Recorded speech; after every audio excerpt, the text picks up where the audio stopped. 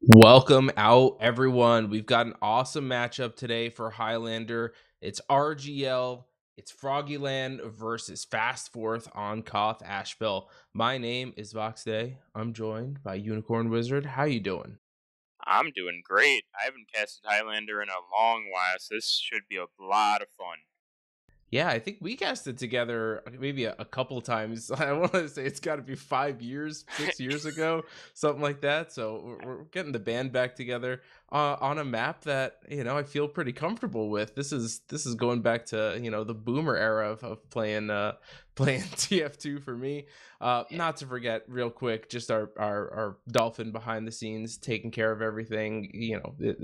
He'll show you the match of a lifetime with that fancy camera work. But yeah, I mean, we're going to be getting into Asheville. Such a fun map. Plays a little bit differently than I think just like your standard Koth maps that we see over and over with products. So I'm hoping to see a pretty good one between these two teams. Yeah, I mean, you're right. It does play a little bit differently, and I think one of the big ways is like sniper. I think when everyone thinks like what product, it's like, oh, the sniper. You got to respect that sight line. Asheville, you don't necessarily need to do that. So I think it allows for a lot more dynamic play. So again, gonna be a lot of fun. Yeah, and matchup coming in between two teams that have been solid. I mean, we watched Fast Fourth last week. They finally lost their first match of the season to Team Fun. So really, kind of, Team Fun have proven themselves to be the top dogs this year. But Fast Fourth, it was a fun game. I say last week, it was Saturday. It was just a couple of days ago, but it was a really really awesome matchup, and we're gonna see them again on Asheville. Froggyland, on the other hand, they're 3-2. They're definitely looking to try to secure themselves in one of those playoff spots. You can do that today with a win, or probably, even if you just take a couple of match points.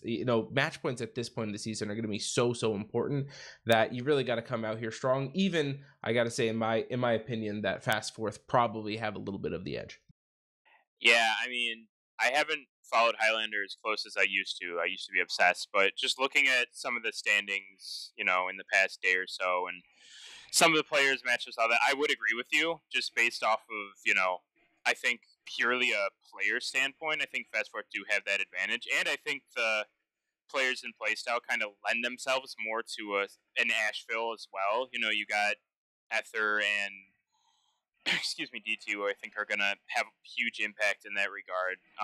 But team play and playing maybe a little bit more passive can be pretty beneficial on Asheville. I think you just need to do it correctly because usually you're just going to see people just kind of running at each other, playing really aggressive, holding those shutters. But if you play really smart as a team, I mean, I'm sure you remember like teams would just hold really passive on ramp and wait for people to bomb in, and as soon as the point got fought, then the Ubers would come out.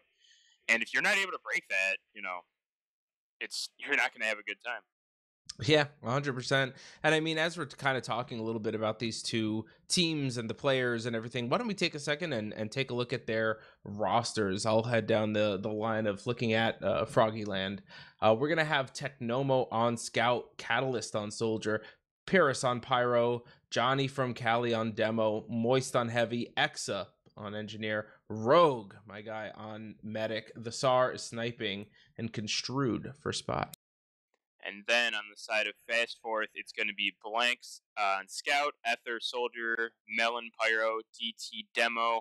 Heavy's going to be Poseidon, Engineer, Rebel, Medic, Toy, Sniper, Mujet. I hope I pronounced that right. And Spy is Jay Yeezy. Man, I feel weird saying that. I'm an old white guy. Like it doesn't sound right.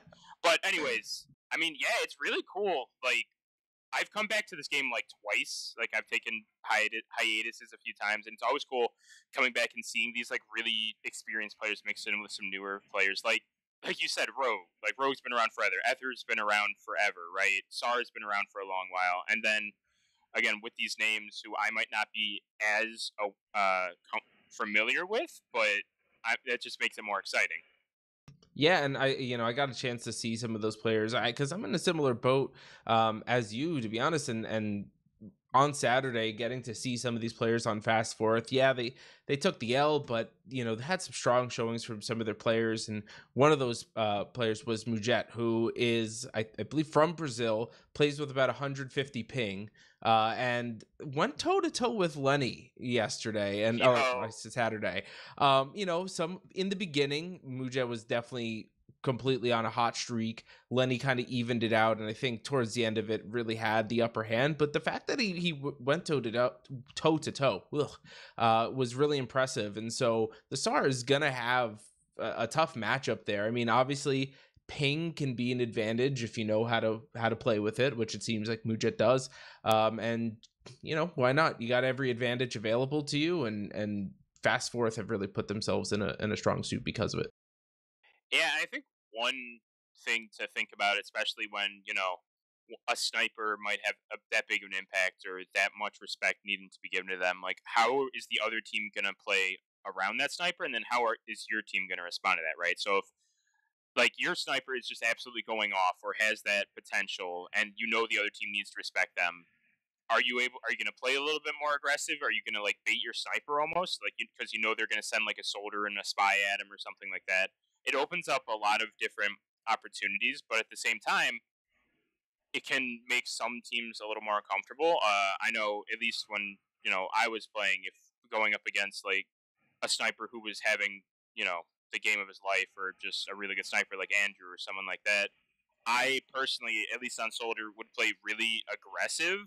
Not necessarily like bombing directly into that sniper, but trying to take as much map control away from the team as possible, getting behind if possible, and making them worry about it. So the sniper, the sniper is a little worried about the people behind. Maybe the heavy is checking behind a little bit more. The pyro is looking behind, and allowing my team just a little more space and room to work with.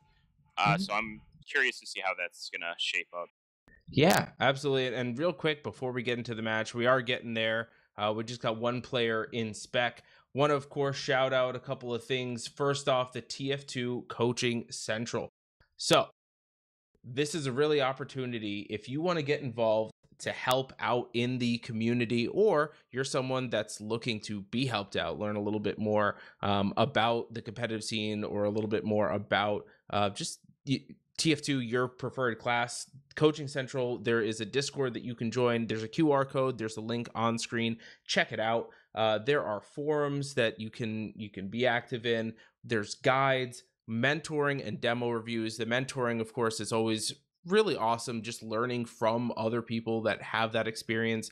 Demo reviews, pretty much every team is going to go through demo reviews, so now you're getting the opportunity to learn from it's one thing if you're doing demo reviews with just other players around your skill level. It's another thing if you can get it from the top tier talent. So looking for coaches, looking for people who are interested in being mentors. That's always been one of the strengths of the TF2 community, is passing that knowledge down. But also, if you're looking for some of that mentorship, check out the Discord. The links and QR code are up on the screen.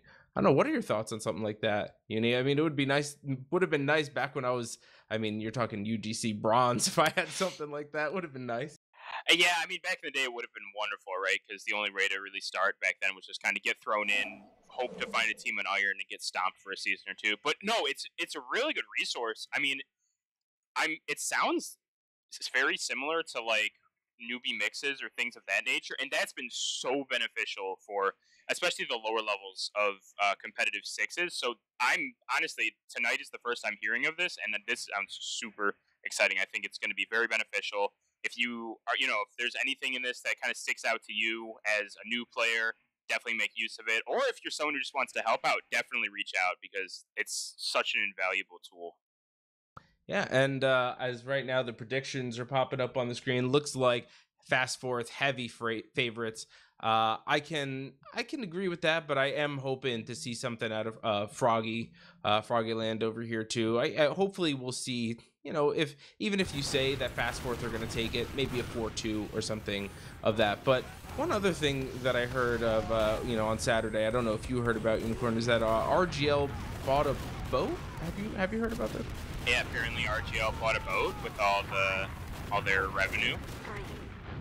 Wow, I think we're gonna have to talk about that later, though, because we are going live.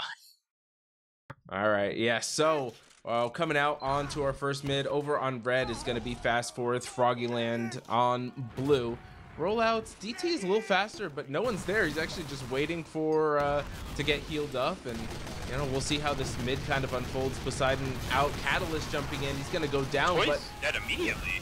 Yeah, Bizarre getting a nice snipe and a few more down from Fast Fourth. It looks like Froggy might take this mid. Yeah, look at the sniper though, chilling on the roof. He surfed the rocket up here, and this is a really powerful angle.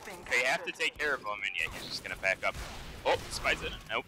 JZ gets cleaned up, and yeah, that was a really good mid coming out of Froggy. It was literally just Catalyst bombed in and didn't die immediately, so the team, so Fast Fourth had to turn around, and then his team just walked forward off that.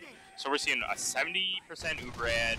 They're owning point, and they're playing a little more aggressive. Well, okay, now they're backing up a little bit, but I mean, we're gonna see what happens. I'm assuming. Well, okay, Melon does immediately. I was gonna say we're gonna see a Soda bombing in. He does bomb him, does get cleaned up, but the Uber comes in. They use in on a demo. Did Rogue? I don't think Rogue got forced. I think they just went in. Well, either way, Catalyst, yeah, Catalyst picks up Toy, so it's gonna work out. It didn't look like Rogue had taken too much damage. I didn't think Ether had hit a couple rockets on him, but either way, I mean, it works out. If that's gonna be the way it is, then I mean, Froggieland is gonna be very happy with this. So already shaving about a minute off the clock. Ether's in, and Rogue continues to survive.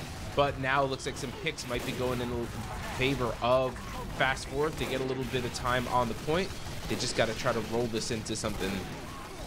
Yeah, I mean, their sniper's dead. The other team has a sniper alive. There you go. Their heavy gets killed, and they're just going to have to back up and give it up. But a minute off with an Uber ad is actually a really good position for them to be in. They just have to be careful not really lead. Catalyst bombs in on Toy, gets really good damage. Rebel's dead, Mel's dead. Catalyst still doesn't die as the Uber comes in. Really good aggression of the team. Toy did live, unless, you know, Construed makes some huge play right now, and that doesn't look like it's going to happen, so they'll keep the point. By the time this Uber comes out, it'll be like, what, a minute probably. They'll have a minute left on the clock, so 2 minutes of full cap, basically. Yeah, I mean, very good timing on that Uber. If they waited just a little bit longer, there was going to be, the point was probably going to get capped, but Toy does pop the Uber. I think DT might have skyboxed on his way out, so they lost a little bit of time on maybe some of the damage that could have happened during it. Froggy do get cleaned up, but I think they were expecting it because Rogue is all the way out back to spawn. So smart play, you know, you keep some players forward, maybe you can kind of win the fight, and Rogue backs up to stay alive, because now they're going to be sitting at about a 50% ad with less than a minute on the clock. If they can come in and you know, a nice hard wipe on Fast Fourth, they could secure this first round. But I don't know, you still got Mujet is up, and maybe a crucial pick. This would be the time to come alive. Yeah, so they've been leading with this as JZ goes down. Melon's dead too, so that's actually a big pick. That Fire's dead. They used it straight out of Shutter. They're going to be able to get the point out of it. I don't think really anyone else is going to die for it. Chaos is actually going to die on bats. Yes, no, but I don't know. There's a lot happening. No one who's dying who I think is going to die. And Poseidon actually died under. Toy uses out on no one. DT's going to get cleaned up. Good job by Pirates to deny that demo, get him away from the medic, and they're just going to have to run away with their tail, tug between their legs. Yeah, I'm not a big fan of that Uber use. I get it. You want to kind of block point, but they only had DT and Ether there, really, that were forward. So DT jumped in, but immediately got air blasted by Paris and ended up behind enemy lines without the medic close by, and ends up going down. So kind of a rough use, and with 20 seconds to go, Rogue's going to have Uber. Just a slight ad, and we'll see what happens. And they're bleeding players. They're down basically their entire combo. They're down their entire combo. Toy is alive, but he's going to have to run away with... And he was in, actually. Toy's probably about to get cleaned up, question mark. Yes. Toy gets cleaned up. There's really no one to pressure this point. They're all hurt. They're going to have to stream forward into basically a full health Evian. Wow. Yeah. Froggieland come out, and honestly, like, even if you want to say their strategy was better, but Fast Fourth maybe have a stronger team when it comes to DM or something like that, so far Froggy have really had the advantage on both. I mean, it's one round. Maybe, you know, maybe Fast Fourth can stabilize after this, but I was really impressed the way Froggy played that straight from mid. You know, they dominated from this jump. Yeah, it was heavy. Same idea as last mid gets cleaned up by after, but okay, we got a 7v7 going on right now. Both players are both teams are kind of down their flank, and Toy's dead. There. Oh, but now Rogue's dead? This is just a pure DM fight. It doesn't really seem like any team is in a good situation when, but then the full health scout comes in, helps clean up Johnny and Moist, and that's going to be a mid win for Fast Fourth. I mean, yeah, that was just a mid of, we're going to send everyone in and hope something sticks. Yeah, it really did look like after Toy got headshot. I mean, Sar has had some pretty solid impact. It looked like it was probably going to go Froggy's way again, but Blank was inside Shutter, managed to find Rogue, and then came up from behind and picked off a couple more. So solid start there for Blank. And your flank can have such an impact on Asheville, especially if you're allowed kind of free reign as a scout. So good job by Blank. Johnny is going to go down, and you know, looks like Fast Fourth are going to try to reverse their fortunes. Oh, yeah. After just bombed in and killed Rogue, and that's something I didn't get to touch on in the pregame. Like, this is a very hard map to live on as Med if you want to play aggressive, which both teams kind of have been. And you get to take a lot of space, but your med is opened up to so much. Like, if you play close to on the point, your med's going to get peeked by a sniper. Or if you play on ramp, you're going to get bombed as Sar gets cleaned up. So it's a full Uber ad. They have the point. Like, I'm assuming we're just going to see a sack. Yeah, Katos bombs in, kills Melon. Nothing else really comes of that. We're just going to see it like 20, 30 more seconds. Yeah, Rogue continuing to build. I mean, I guess you do have time if you really wanted to commit to just a one more full sack wave. I don't know if it's necessarily worth it at this point, but we'll see. I mean, even if you can just get some position to throw some pipes over the wall, over the house. Oh wait, Toy ends up using full health and everything. Just maybe wanted to get aggressive. So far, didn't really find anything. Johnny is gonna go down, so just the demo off of that. And now with 100%, do you wait for your demo? It looks like they are going to. Yeah. Yeah, I'm sorry, said. You still go even step for that. Yeah, you wait for your demo because what's like 10 more seconds when you have a demo and but now they're losing Pyrus. And this is where headshot rings out that does come out. There's not really any kills. Their players just kind of dying behind the Uber. Yeah, I mean, good kiting from Fast Fourth because now they just re-aggress, and that entire combo is about to go down. Sar falls, Rogue, then Moist, all three of them go down in quick succession. And so Froggy, you're just kind of left to wonder what happened to that after that first round. We looked so good, and now we haven't even gotten a second of cap time on this one. Fast Fourth are showing that domination that we and the chat kind of predicted from the get-go. Yeah, their flank is getting punished. As Johnny's dead again. Okay, everyone's not just their flank is getting punished. Like, they're losing players here or there. Johnny's dying really early a lot. Like, he's having a big impact, but he's been dead so early on these fights. Pyrus is dead again, and they kind of have to push forward. Yeah, Moist walks in, he's gonna die. The Uber comes out on the point. I mean, if I'm a betting man, I'm saying this round is over, but you never know. Yeah, I mean, I've seen it happen. Maybe not necessarily with teams of this caliber, but I've seen it happen. But yeah, it's a foregone conclusion. Really solid bounce back round from Fast Fourth, and now that things are evened up, you know, that first round was dominant from Froggy. Second round dominant from Fast Fourth. Does that mean like we're gonna see, you know, overtime rounds going back and forth between the two teams at this point? I mean, I hope so, just to see some chaos. But it all starts from the mid. The mids have been kind of crazy in the first couple. Rogue this time. Blue Jet gets the pick onto Rogue. Although Fast Fourth gotta be careful here. They're bleeding a lot of players. The scout is in deep. They don't know he's okay. Well, there's a pirate with him. There's not much yet. Not much the scout can do there. So they are going to get Toy out. He just they peek Shutter and immediately die. Like, SAR's dead to the Spy, X is dead actually. They still haven't capped a point and they've led 2 players. I don't think they're going to be able to cap off this. No, I don't think so either. And, you know, it is a longer cap, so your heavy and your sniper just sitting there, maybe they wouldn't have gotten it anyway, but SAR was forward peeking towards Shutter, and the heavy, who's that Moist, was getting spammed out by the Spy. So like nobody was, like you said, nobody was capping point. It just looked like a half-hearted attempt, and Fast Forth to get their numbers back, run in. They've got full Uber, so they've got all the confidence in the world. And oh, Ether is oh yeah, the Uber gets used top. Nothing really coming from it. At least nothing of real substance. And that's where that, like, the balance between holding aggressive and passive kind of comes into play. They were taking all that space on point. No one could really peek anything. Johnny literally just walked out bats and fell onto the floor and was able to force Toy because, like, Toy was holding so close. So that's kind of where you got to worry about, you know, your positioning. But they're taking point. They shouldn't have to use. Sort of bombs in. Oh my god.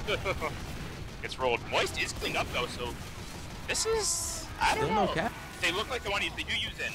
Johnny still no cap. Yeah, still no cap. Oh, there and we the go. Pyro is just denying the super completely. Toy is perfectly fine, and they need to get off bats here. They're in a really bad situation. Pirates is dead. Johnny is running away really hurt. They do clean up DT. That's a good pick. Yeah, I definitely oh, Rogue! Oh, nice bomb over the top from Ether. Just catches Rogue. The first rocket was good. It looked like Rogue was trying to surf out, but second rocket rings true, and now Toy with 100%. I mean, they probably don't even need to use. Just get on point. This is yours. The spawns have just come in. They were just waiting for the sacks to come in. And I mean, I don't know. I'm not a huge fan of that sack wave. You send all 3 players for a second.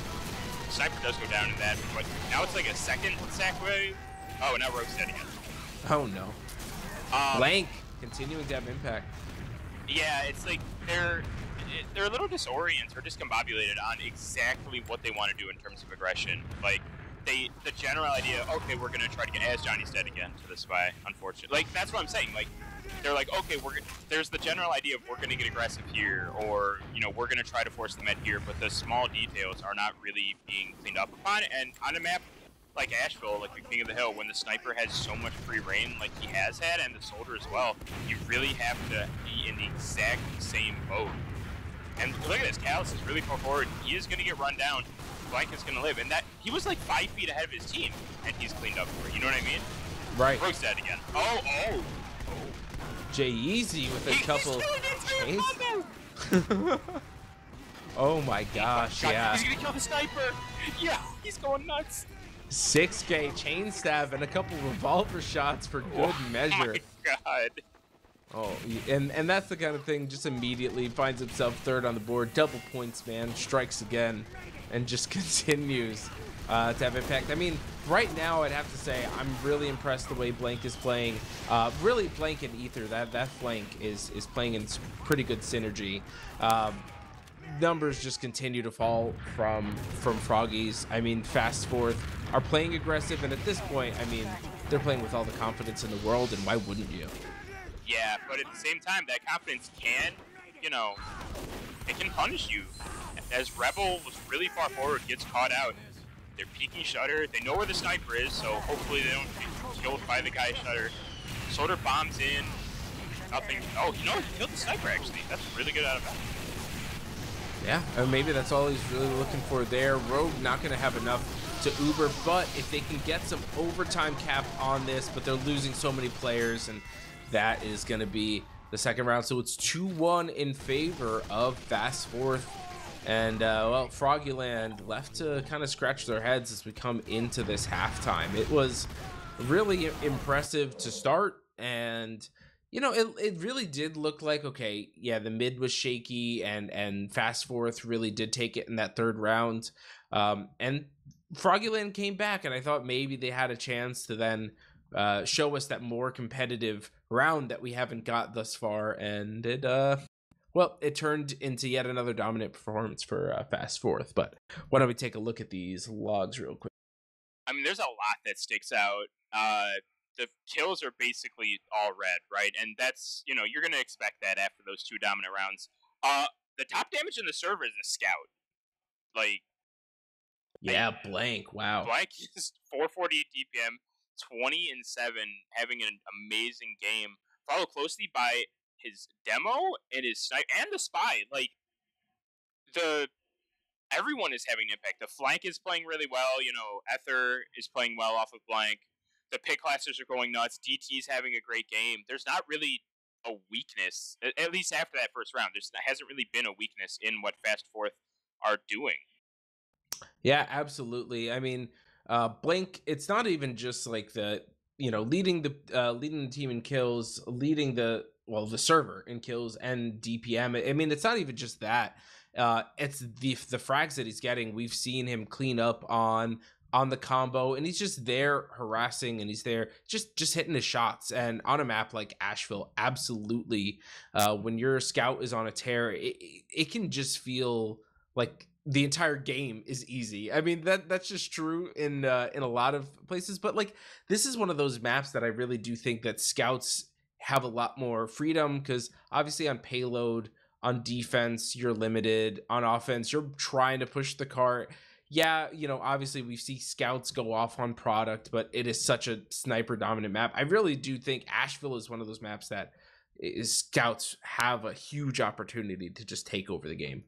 Mm-hmm. And one thing I think I want to mention actually is Ether is actually playing really well. The kills might not necessarily be the highest. I mean, 12 is a lot, don't get me wrong. And the damage, 300 is good, not as good as his teammates. But what Ether is doing has been really impactful. Look at the sniper kills. Ether has 6 sniper kills. Half of Ether's kills are just on SAR. And what that's allowing is, like, Toy doesn't have to play scared. Poseidon doesn't have to play scared. Right? True.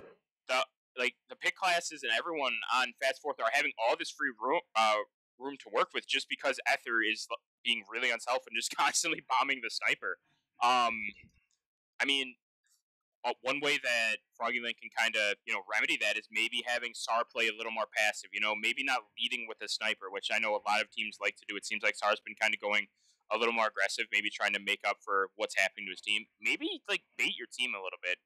Play behind your heavy or demo or something. Play in an area where the soldier's not just going to have free reign on you, ideally. And I think that is like a small step that can go a long way, because when you look at the sniper v sniper, it's rough right now. And I think a lot of that, I'm not trying to downplay, how good any of these players are, but I think a lot of it is just off of what Ether and the flank are doing, making SAR uncomfortable and just constantly dead. He's tied for the most deaths in the server. Yeah. No, and we have seen SAR kind of play forward and try to get those picks, and he has had a couple of impactful frags, but it's gonna be hard, obviously, when you're getting harassed so much. But real quick, merch, get your merch. Shop.rgl.gg. There are awesome designs that you can pick from, because guess what? You're not only getting a really awesome t-shirt or sticker or sweater, you're also supporting the league and you're supporting the players. The countdown's coming, but you're supporting the players. Check out all of those awesome designs that you can get, and you can support the players like Jay. Those 2 awesome designs with I think they're really nice looking. But we're getting saved by the bell, maybe not saved, cut off by the bell as the mid starts to unfold. We'll see if Froggieland can get back into this half. SAR already having immediate impact, maybe, but Ether takes him down yet again, just like what we were talking about at the half, and Froggy lose most of their players. Yeah, I mean, it's like Ether is, I guess here's the way I want to word it. Blank is playing so well that Ether doesn't always need to be with the flank, right? Like, Blank almost is the entire flank himself. He's taking over the roof. He's taking over bats just by his presence alone. And, okay, Johnny and Rebel trade. They're kind of... Are they sacking? Oh, Toy? Wow. Balls of steel. Toy gets bombed on and does not pop. That is trust right there. Just knew the team was gonna clean up on the soldier. Yeah, Ether's just in on the sniper again. He backs up. DT actually dead to his spy. Ether's dead too. These are some big picks. X is dead, but, I mean, in the nicest way possible. Engineer isn't super important, especially in a fight like this. Rebel has some crits. Kind of fires one off for no reason. it's going to be an Uber v Uber fight, but I mean, excuse me, Fast Fourth don't really need to do much right now. You know, it's on Froggieland commit, which they are doing. You're probably going to see the Uber coming out of Shutter, I would assume, maybe, or off bats. There it is, out Shutter. Getting denied really heavily, actually. They use back on Johnny. The Scout probably is going to get cleaned up. Question mark, yes. Moist is dead. The point cap does come off, so it's a heavy for a Scout to get the point. Rebels walking with the crits. Decent damage onto Johnny. The Street coming in on the demo. DT turns around. And it's just one pick after another. The health kind of favors Froggieland here, and they get those 2 picks. The Poseidon pick is actually huge. There's going to be no denial. Mal is dead. But Tech Mono and Catalyst go down as well, so that's no flank. Yeah, and, well, that, I was kind of worried. I didn't know if Froggy, even with the Uber, I was like, are you guys going to cap the point? Come on. They do manage to get it.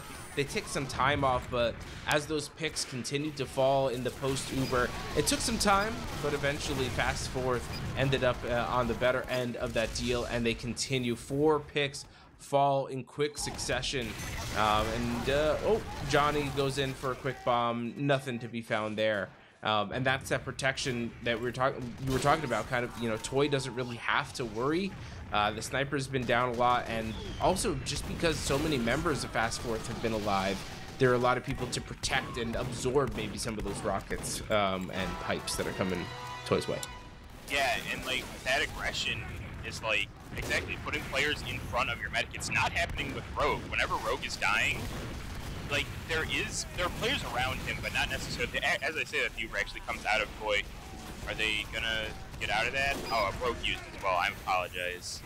But yeah, nothing really coming out of it. Both teams trade. This does, in theory, favor Froggieland, but they need to push as a team here and not just bleed, you know, one after another as they lose their Scout, which isn't the best way to start a fight like this.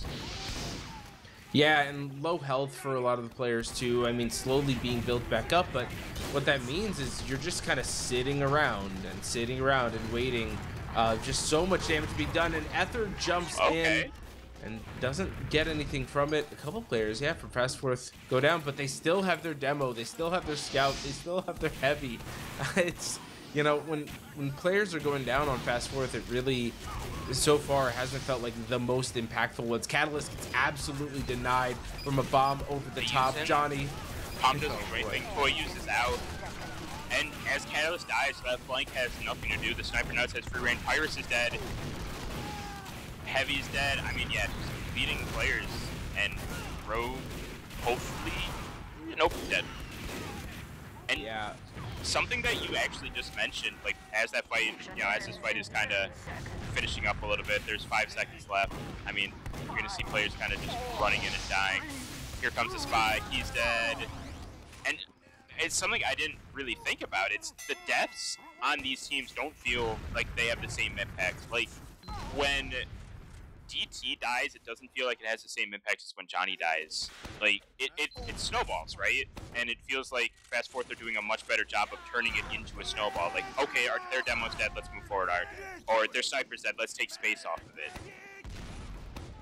Yeah, no, that's a really good point, because it does feel. Oh my god! Talk about impact, right? I feel like every single wait a second. Oh, Toy? Yeah, Toy went down too, and so many members of Fast Fourth go down. We'll see. I mean, DT is still up, and he can spam onto the point. Mujet too. There's 2 players trying to, you know, trying to put up the wall. Mujet gets one more onto Technomo. I mean, that's probably gonna be it. The mid is gonna go in the favor of Froggy. I mean, they lost Rogue, and it was just like, guys, let's just go balls to the wall, and they managed it. Yeah, and that's like that decision making I was talking about. That is decision. Like, obviously you want to keep your medic alive, but the fact that they immediately went in and like, okay, we're going. Actually, as I said, Johnny's getting run down by a Scout. Moist is dead. That heavy pick is going to be huge. You can't deny the soldier so much. You can't deny, you know, the Scout running in as much. Catalyst goes down. The flank is weaker. Oh, the sniper is dead. But Extra and Construed are dead. They're probably going to have to give up the point. Yeah, and just bleeding players as they do too. Technomo falling. I got a little bit worried because Rogue was there just with Pyrrhus, but Blank, rather than just going in decides to take the safer route, back out. You know your med has 100% Uber, and as nice as it might be to try to run down the medic with pyro defending, it's maybe not worth you losing your life over. But Rebel gets headshot right when the shutter opens by SAR. The Uber's just kind of a little bit of a stalemate. Poseidon and Melon do fall, but Johnny goes down too. See, this is where you need to play this smart. They're pyro and they're half your dead. You need to figure out what you're going to do. This sniper just has free reign. Look at this. No one's punishing him. All right, he's on fire now, but, I mean, I don't know. They seem so uncomfortable. Yeah, see, now we killed the scout. Like, you need to have that pressure. Your soldier and your spy are alive. They should be punishing him hard, and now they're both dead. All right. Yeah, this is, I'm kind of curious taking a look. Mujet only died 6 times in those first 3 rounds. And 15 by SAR. Exactly. And so, and I mean, we're continuing to see it just, even on the mid, everyone went down besides Mujet. And now continuing to ring out headshot after headshot on another little 4K. And, you know, that is definitely part of the problem. I haven't paid enough attention to see what's exactly causing that. Is it where Mujet's playing? Is it just, oh, well, I'm going to interrupt myself as the Ubers come out onto the point. Johnny and Rogue are completely separated from the rest of the team, so that's not really going to do what they hope it will. Yeah, Rogue lives, which is good, but, I mean, well, lives for now, actually. Are they refighting this?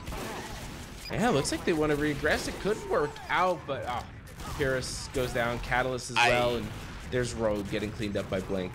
I don't understand that fight. It's a scout and a pyro. You're pushing point. The other team has a sniper currently alive. Like, they have their heavy, they have their demo. I don't get it. Regardless, though, they don't have Uber yet, so Froggieland can fight point. They're still down a soldier and a spy, so technically they do have ad to work with. They need to figure out what they're going to do. Who are you going to focus? And I honestly would just have someone start, like, tunneling the sniper. Yeah, I mean, just uncontested, really. I'm going to be curious to see who's gotten the picks on Mujet and really just how many. I wish. Okay, there we go. There's a tunnel. There we go. All right, good. Like that, I was going to say, I wish in my time playing sniper I could just sit on bats completely uncontested away from the rest of my team. Yeah, right. Oh, gosh. And look at that. That is a big cleanup on that Uber. Yeah, and like it finally, like that's exactly what they've needed to do for the past like 3 rounds. But it's probably a little bit too late at this point. They're up 3. The only player who really gets the point in time is a demo. Pirates is fighting a spy, and yeah, that's the. That'll do it. Well, I mean, you know, from the jump, it really did look like okay, we're in for maybe something back and forth, because that first round it wasn't just like, you know, Froggy barely eked it out. They showed up, and they showed up really well in that first round, and then after that, Fast Fourth really kind of turned on the afterburners and just continued. I just want to say, how does a scout do 580 DPM? That's oh my gosh, that's huge. Oh my god. Wait, just in that one half. Okay, I got the combined logs up, and I was like, well, I see 501, but yeah, that combined. Sorry, I was looking at the second half. Yeah. Either way, I mean, 501 is already impressive.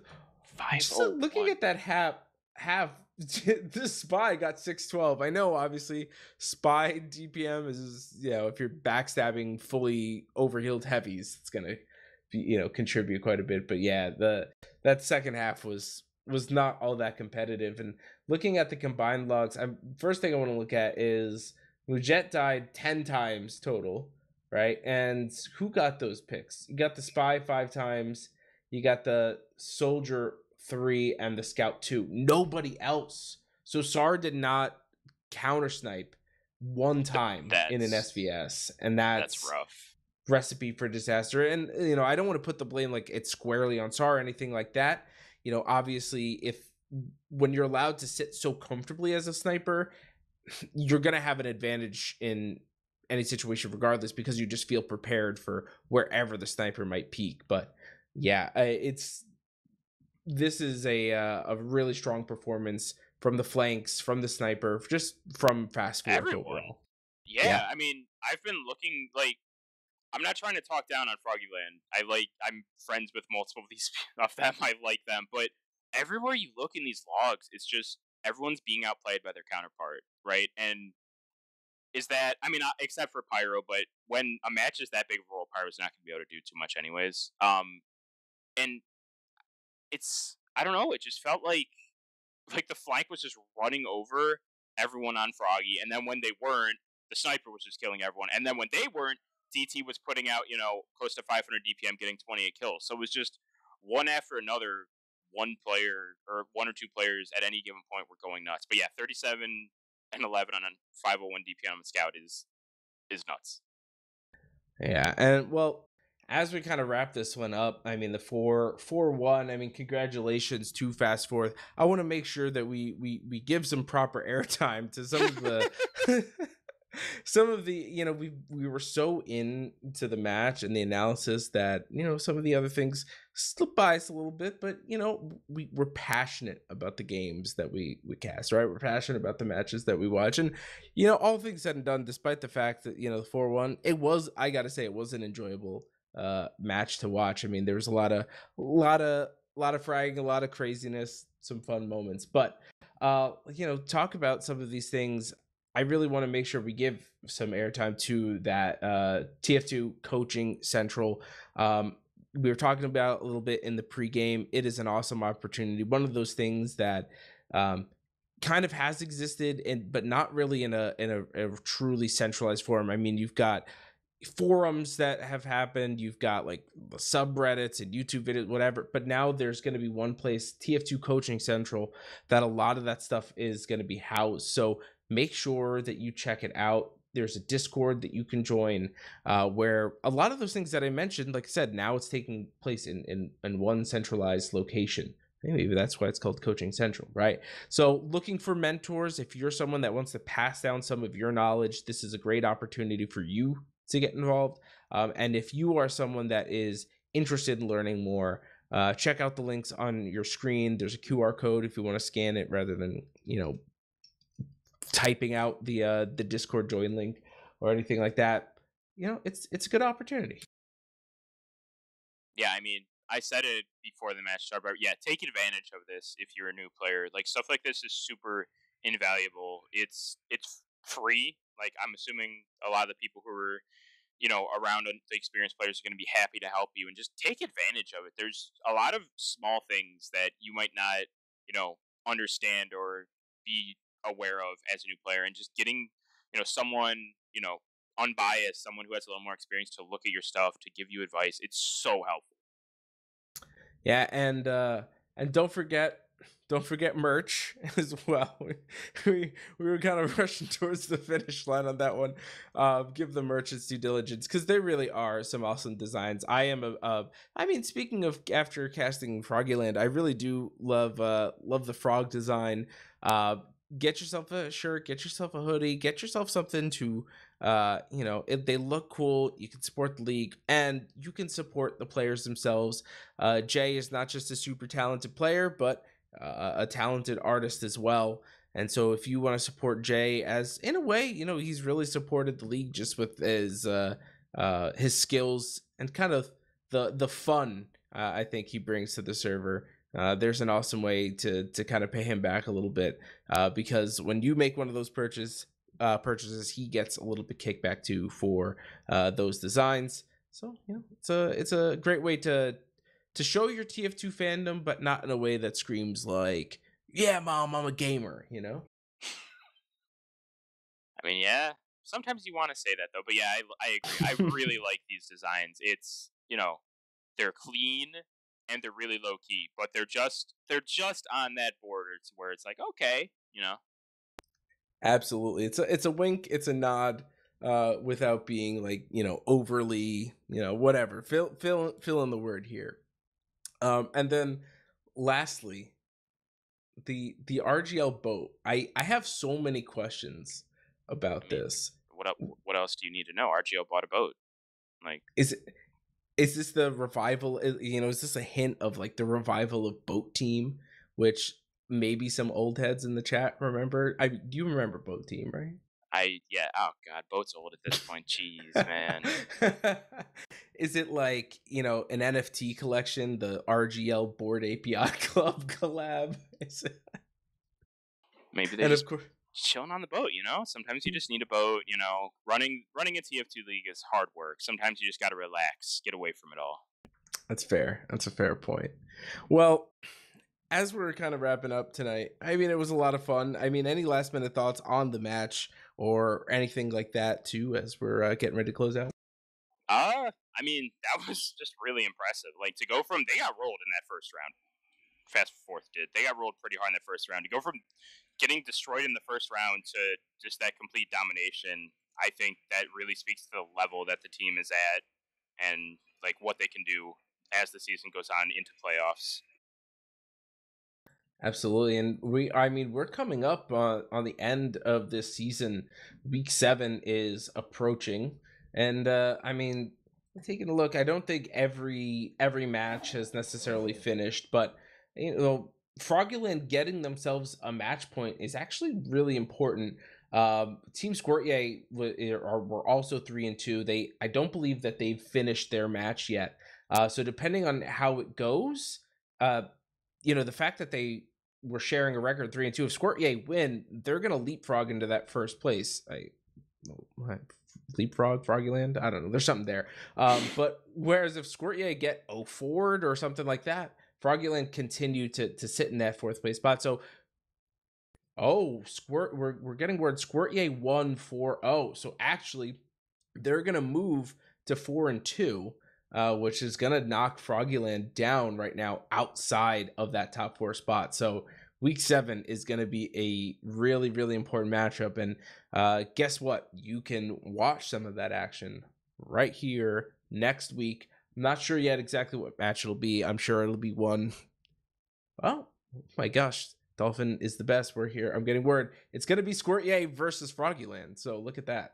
All of that building up for quite an epic matchup next week. Make sure you are here. If you're not already followed, follow the channel. And we'll see exactly how the playoffs are going to shake out. Well, Unicorn, any last minute thoughts, any shout outs, any thank yous, any this or that as we wrap up the stream? Thank you to Dolphin for having me out. It was really fun. Shout out to everyone, keeping TF2 going, right? People, it's really, like I mentioned earlier, it's really cool to come back and this game that I poured 11,000 hours into. Like still alive, still with a vibrant community and people just truly enjoying and having fun. So shout out to everyone, and then shout out to Spicy Ghost Coffee. All right, absolutely. I look forward to casting with you in another 5 years when TF2 is definitely still alive, right? Exactly. All right. Yeah, big shout out to Dolphin as well. Thanks to everyone for coming out. Thanks for the teams for putting on a great matchup. I've been Voxday, joined by Unicorn Wizard by my side. Thank you so much. Have a great night. We'll see you next week.